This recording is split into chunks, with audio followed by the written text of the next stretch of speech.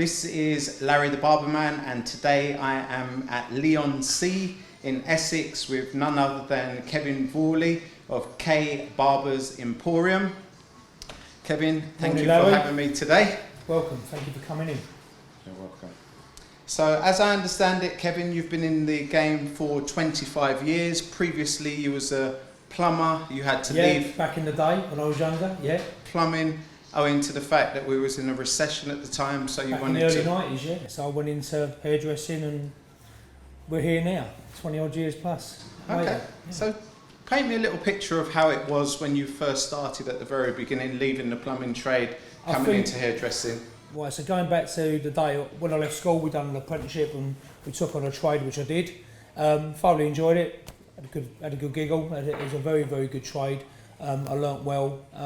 But 5 or 6 years in it, and then obviously recession kicked in, and everybody was on a 3-day week as the guys didn't want to be put off. No one wanted to lose their jobs, so they stretched the work out. And having been through recessions before, especially in this game as well, we've seen a couple of recessions in the last 10 years in our industry. But it was a chance, an opportunity to change direction of career. So I took an opportunity to go into hairdressing, which I put myself through college. I'd done night school because I already had a trade, so I went into a second trade. I was very fortunate to be teamed up with Callum Jade, who was an amazing hairdresser in Blackfriars in London, and I went and done some voluntary work and worked alongside him, and I learnt the hairdressing skills and the trade. I was his assistant, so I done setting and perming and all the colour and cutting, and I found I really liked cutting. That was my forte. A few years under Callum, and then I worked for Roger Wigmore, which I still see quite regular, bless him. He inspired me, and I went and worked and done my voluntary work in barbering.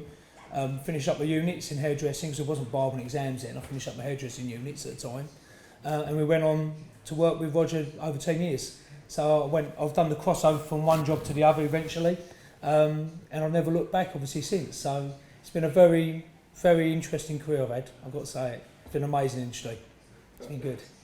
So Kevin, after having a pre-interview with you, I can see that education is like on the forefront of your mind, self-development.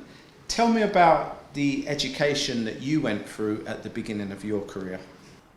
I think a lot of my work was voluntary. I learned and I put my work in. So for me, the will to learn, the will to become what we become, to put the effort in. I think I find that in people. I like people that will have that desire and that passion, that enthusiasm to learn. I like that. I like working around them people, positive people, and I think we're very, very fortunate. I've got an amazing team here over the years we've built, and they're all different. Every barber's different. Every barber has a different background and different. They come from a different angle, and I think that's fascinating.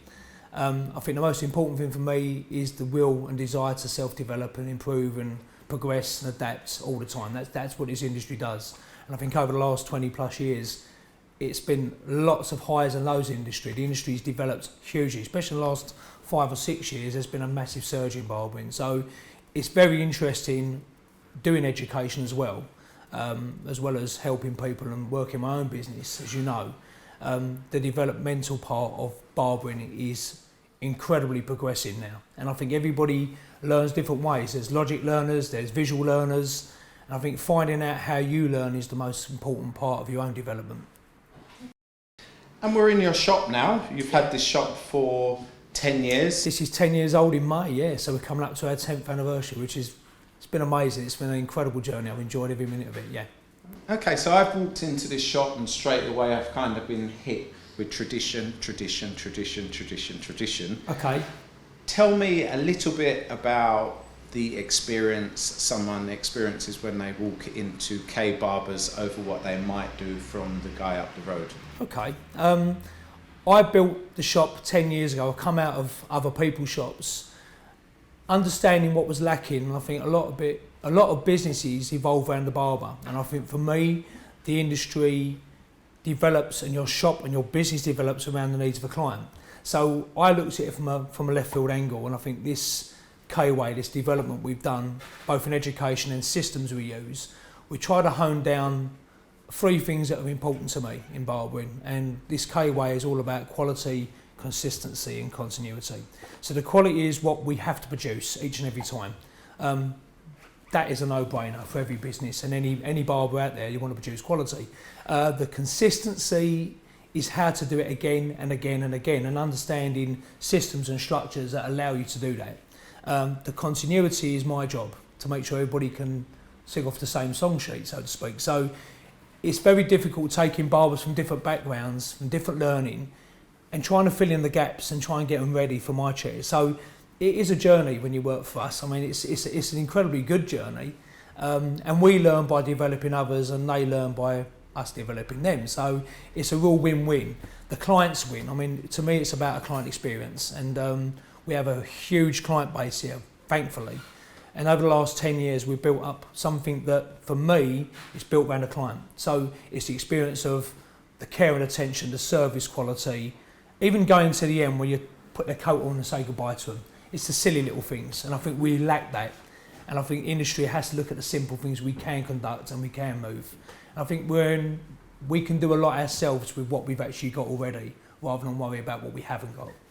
Okay, and let's talk about maybe in terms of hairstyle. Is it, you know, with the traditional look of the barbershop, do you kind of concentrate on the more traditional hairstyles, or do you do a wide variety? I think with the quality of the clients we have and the quality of the barbers we introduce into the shop, we're very diverse. We do from longer guys' hair to shaving to beard trimming, obviously. I love shaving, as you know. So we teach shaving methods and processes. Any age, guys of all ages are welcome here, from little nippers for their first haircut, baby's first cut, to the older guys. I even cut a couple of retired barbers, which is a real honour. So, you know, I think the shop is built around a need for everyone. It's a client shop. So, yeah, we do traditional haircuts, but we obviously do trends and we do fashions as well.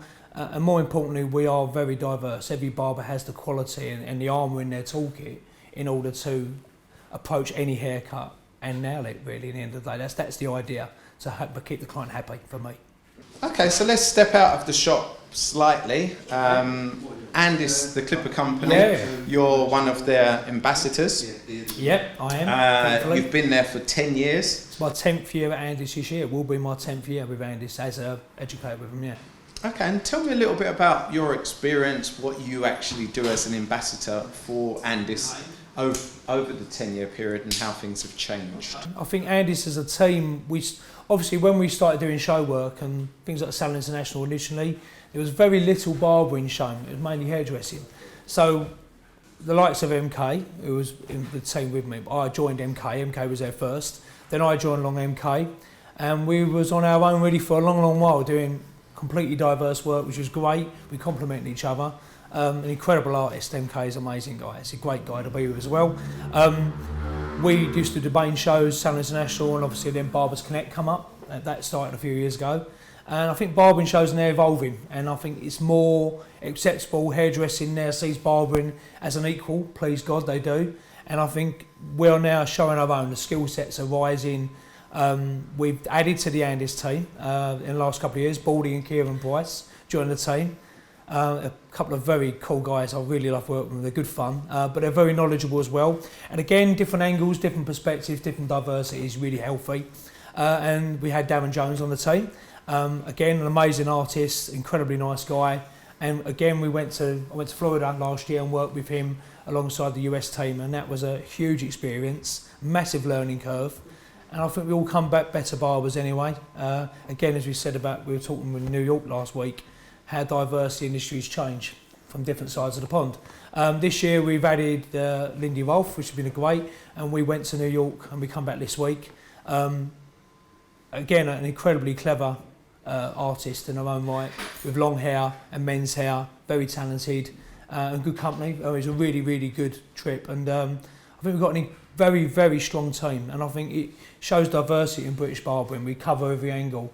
So I think we've all got a place. Like there's in shops, everybody has a place in their own shop, and your trade in your team should be as diverse as the Andis team. I think it's healthy. So yeah, Andis has taught me a lot. We take tools and we find different ways of using them, and we use education on that. We teach people different methods how we use the tools, and we obviously learned about the rotary clippers, the magnetic clippers, the pivot clippers, and the uses and how we use them. And I think our knowledge and experience assists Andis developing their tools, and obviously increases sales for them. So it's a win-win. Again, we get exposure and education, we learn from one another, and especially working with the US team. And it's an incredibly strong team. People like Danny Amorin, Kenny Duncan, John Delgado, Sean Casey, David Diggs. I mean, wow. I mean, I've had the pleasure of working with some of the greatest barber educators, and we've all learned from each other. And we've all, what I love about it, there's no egos. It's all equal respect for one another. As we talked about it yesterday, I think it's very important. Indeed. All right, let's swing back into the shop. Okay. K Barbers Emporium. It's not just any name, it's actually a name with meaning. Yes. Share the meaning with me, please. So the Emporium. So we come up with the K Barbers Emporium because I wanted to build, I worked in shops with other barbers, and barbers are individuals, which is great.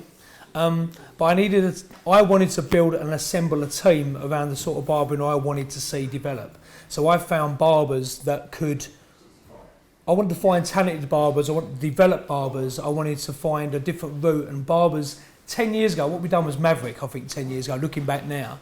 And obviously seeing the awards around the shop of what we've achieved has been an incredible journey for 10 years, it's been amazing. But what's important for me is that we built a team of barbers, but we're willing to see change and willing to try something different, which is really good. So an emporium, Roman word an emporium is a group of, for the purpose of. So you get a food emporium, so it celebrates food from around the world, etc. So I wanted a Barbers Emporium, a team of my barbers, hence K. So K's Barbers Emporium. It was about my group of barbers to take barbering forward and really make an impact on the industry. And I'm thankfully and very grateful. I've worked with some amazing barbers over the 10 years. Some have come and gone, some have stayed on, which is great. And I think they've all felt it's been an important part of their journey, as it has been mine. But it's helped me develop, and it's also helped me gain something from the knowledge of new school, old school barbers together, and it allowed me to go and teach it on stages. So I think the whole thing is all cup in hand, it all works together. It's great. Okay, and like looking to the side of me, I can see like several or numerous awards and accolades, both from, I can see you've got one from Echo, which I could only imagine is your local newspaper. Yeah, we've done local awards. You've got state registration from, is that the Hair Council? Yeah. You've got a Master Barbers Award, you've got the British Barbers Association Award, you've got the HJ Award. I mean, it goes on and on and on and on and on. Tell me about some of your favourite awards that are stuck on this wall. I think looking at business, for me business is important because business is going to be always there. The extra bits like the education and the stage work and the current trends, I love every single minute. To me it's extras, it's lovely to have that opportunity. And as a career, I think it's been incredibly diverse and progressive a career, which I'm very proud of. For me, my business starts here on the shop floor, and the awards we've gone in for, the local business awards, county business awards, hairdressing qualification is important for me. We're going into competition work, we've done a few of them over the years. I haven't dipped my toe too much in competition work really, because I found I'm too busy on the business side. So I think you need to, if you're going to do competition work, you need to be able to put that time aside. And unfortunately I do struggle with that a little bit. So we discussed that yesterday. I've not done too many competitions. I've done a couple and I've enjoyed doing them. I'm more on the judging side now. I mean, one of the stalwart older guys in the industry now. So I think we look the big wigs. No, I think we look at the experience we can offer, and I think again I enjoy judging. I enjoy assisting and helping develop people progress. I love that. I'll get a lot of pleasure out of that, as my barbers find. And obviously in competitions, it's nice to give advice and guidance, and I really enjoy that. I'll get a lot out of that. With business awards, do company awards, customer service of the year awards, small business of the year awards. As a barbershop, I was really proud to take barbering into the business arena. And we were surprising winners of a lot of awards where massive companies have been involved, and different diverse industries, from mortgage companies to plumbing companies to retail manufacturing companies, etc. And we've outgunned them. It was really good as a business. I think we have a perfect model. To me, I'm constantly adapting and polishing the model, a bit obsessive with it. So, it's been, staff are looking at me, they know I'm obsessed with it. But it's a case, to me, the job's never really finished.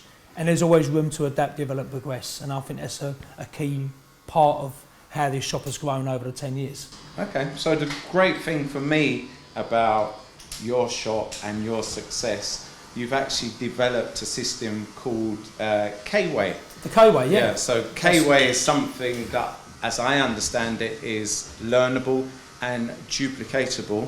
100%. Just give me a brief breakdown of what the K-Way is and how it could benefit any barber or indeed any business. Okay, so while I look at, right, so the K-Way was a name given to us, which was a bit of a strange. I mean, we didn't come up with a name ourselves. The K-Way was something that people described how we done. So we kind of nicked the idea. It's been quite good. So it stuck with us. And everybody knows, oh, you know, the K-Way, I've heard the K-Way, blah, blah, blah, which is good.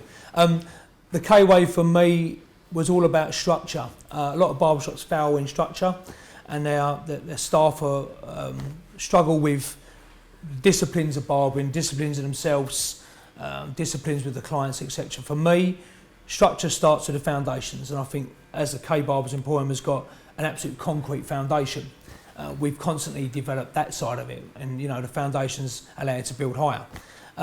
Structure is the main thing. Techniques are incredibly important. So the techniques are a key, because the techniques is what you put in a haircut, the structure of the haircut, understanding the geometry and the shape of the cut, hence your qualification side. So I think industry qualification is important to me because it gives you the disciplines and the standard start, the basics, and you all need the basics. Because without the basics you can't push on. So you need to know your basics inside out and outside in. So we push that on education on the training side. The techniques are the skill sets we put in, and everybody has different skill sets. Every barber comes with a different armour of tools, and we help each other. It's great. Well, I'm learning all the time. We do show work, I learn in my shop all the time. The barbers I have in the shop are incredible. They're the best. I think I'm very proud of them, as you know. And we're there to encourage and grow their work. And to me, the design, the outset design, where we're aiming at, understanding the finish. So it's structure, technique and design. That's the most important thing. So that to me is the basis of what we do. We adapt, develop, progress. We're always looking for change, and we're always looking to be in fun. And I think with a diverse team of barbers around me, and obviously a diverse education team I work alongside, and knowing people in the industry over the years, they all benefit and help each other. So I think the K-Way has developed from understanding the industry from every angle and trying to implement it in my own business. So there you go, guys. That's Kevin's system, the K-Way. My definition of system as an acronym is save yourself significant time, energy and money. And going on the K-Way, if you listen to the K-Way, that's what that can do for you as a system. So thank you very much for sharing the K-Way with us, Kevin. So apart from educating for Andis, you do your own personal education, both one-to-one, going into a salon, and indeed you have groups coming into your salon. Correct. Tell me a little bit about some of your educational programs that you do. Well, over the 10 years of doing stage education, or the 9 years of Andis, and getting involved with that side, a lot of people approach you and like the theory and the techniques you use. And I think with stage education, it is about connecting with people, and that's what we do. So it is about people, because people always buy people. That's life. And we all know about success in anything. People have to buy into people. People have approached over the years and asked, can I come and help them? I said, yeah, by all means, I'll happily help. So we end up doing more consultancy work. Now, actually now, it's another branch of what we do, which is again, born out of our approach to barbering, more importantly. So we do consultancy where we will go into a team, we would use what they've got. We've done it successfully at a couple of quite well-known barbershops, so we've gone in and we've looked from the outside in and given them guidance and perspective, and we try to improve their team's confidence, which is really important. A lot of guys on the chair lose confidence, they kind of lose themselves a bit. So we do clipper confidence, scissor confidence, we do client consultation, we do client building, which is the most key to any business, building a client base. We work on one-to-one skill set, so everybody again is different. So Fred might be struggling with scissor work, but Joe's really, really good at building a client. So I would pair them up. I'd actually use the systems they've got. So we try and develop what they're doing, make it a better shop. we have done very well because the feedback is their turnover has risen, their confidence has gone up through the roof, and they're developing themselves, and someone needs to push them sometimes. So I think with the experience we've gained and the experience I have in the industry and the people we talk to and work with, we allow to pass it over. And I think if you share something with someone, it doesn't mean you can't do it yourself. And I think the industry should share more. So by sharing something with you, Larry, if you can go away and become a better person with it from the experience that I can give you, then you'll grow and I benefit as well because I learn. As I'm developing things myself, we constantly learn ourselves. So by teaching or supporting, you learn and develop yourself. I think that's the selfish part. You kind of learn yourself as well. No, you absolutely do. The more you teach, the more you learn. 100%. And as you quite rightly said, the more that you educate yourself, the more your anxiety on that particular lacking point in 100%. Your skill set will improve. Yes. You know? So good. So again, not necessarily on education. I want to talk state registration. Okay. What do you think the importance of state registration is, and what are you doing yourself in order to make this a law? Okay, so my barbers, I insist, are all qualified on what they're doing. I think it's important. Qualifications for me, whatever level you're at, I think it's important whether you're a traditional barber with 20, 30 years under your belt, like our guys, or whether you're new into the industry, or whether you're midway through your career. I think being accountable is everything. And I think education gives you credibility. I think it gives you accountability, and I think therefore it gives you quality because it puts the theory behind the mindset of what you're doing.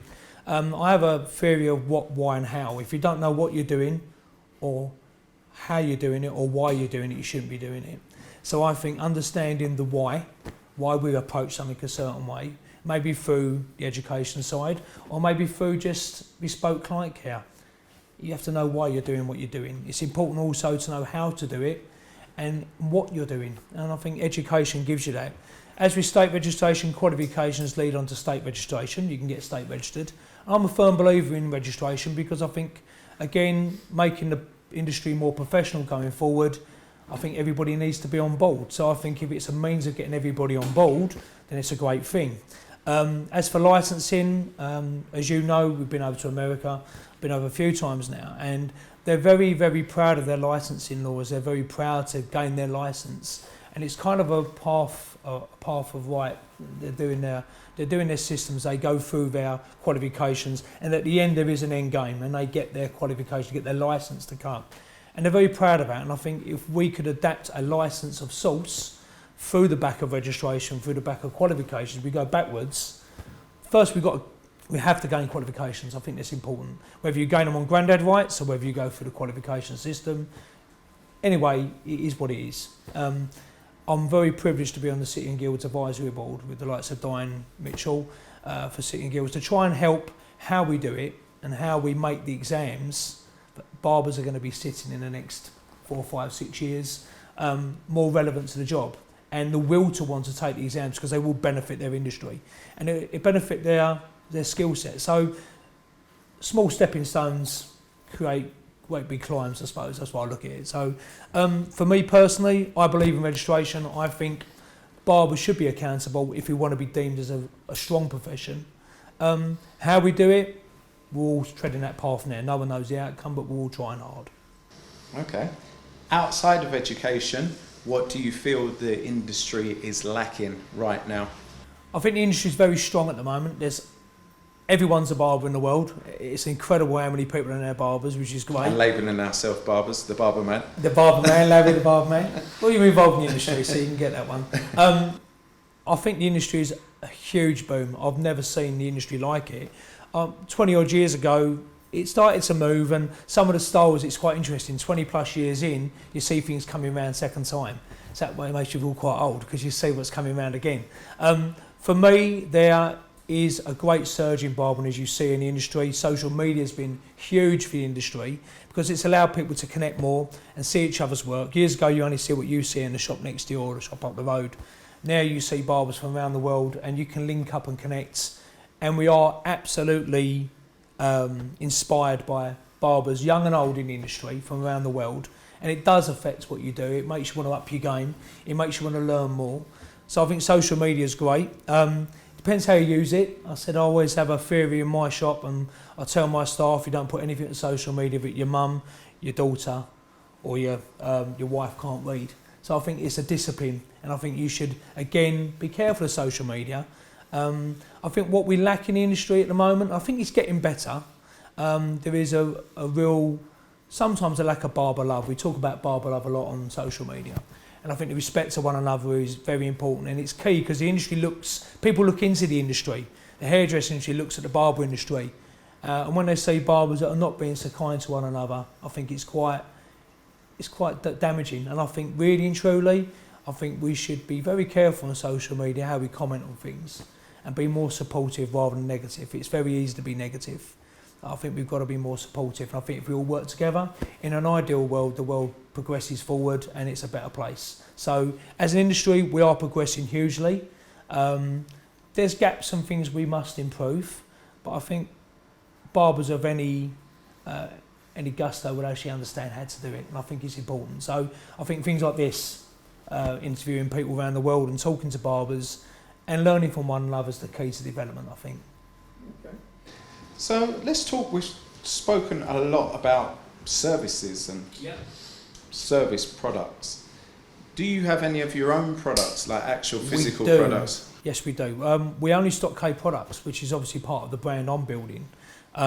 We have 25 of our own products currently, which range from skincare to shaving products to hair products to shampoos to sea salts to even gift ideas from like our own aftershave, which we bought out, which is great, to leather goods like wallets and key rings and all things that link into the brand so people have a connection to it. So I think, again, brand development is part of the next system of K Barbers. Ideally, we're now looking for shop 2. So it took a long while, but I do like to make sure we're 100% ready. I'm very prep guy, and I'm very, I think I'm very organised, incredibly organised. I think that's it's a good thing, but it's also quite a bad thing. So we've all got our things, haven't we? I think our mind's very much structured all the time. So the products help us obviously get our name out there, and we're putting our products in people's bathrooms and their drawers, and they're taking it in their kits. It's part of their regime. So for me, product sales are massive on our business. We do a lot of product sales. We do at least 10 to 15% of our turnover is product. So it's a very good. It's like a chair that doesn't go sick. It's like a chair that doesn't ask for a holiday. It's another income, which is great. We sell online now. We'll soon be going on Amazon, I think, this year on products as well. But the most important thing is a calling card, and it carries the experience you said about service and experience. What we do in the chair, we use our own products, and we allow people to then use them products at home. So we obviously educate people how to use product correctly. People ask me what I do for a living, and I don't say I'm a barber. I say, what do I do? I make people look good and feel good about themselves. And they go, wow, how do you do that? So I happen to be a barber. That's my job. But the reason why I do it, that's exactly what I do. How I do it, I become a barber doing it.